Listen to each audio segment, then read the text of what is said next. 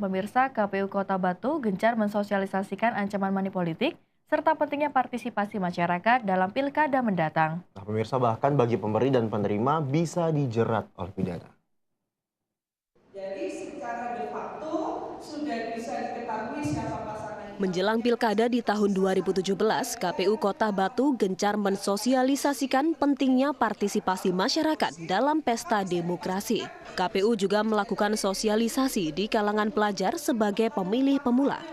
Dalam sosialisasi tersebut turut hadir Ketua KPU Jatim, Eko Sasmito. Eko menyatakan bahwa pemerintah telah memberikan aturan yang tegas untuk mengantisipasi pihak-pihak yang terlibat dalam money politik. Itu sudah ada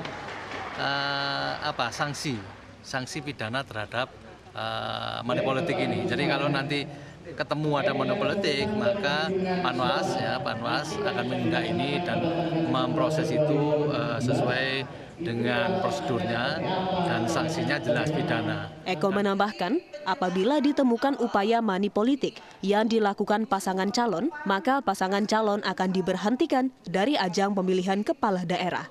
Dari Malang, Yona Arianto, BIOS TV.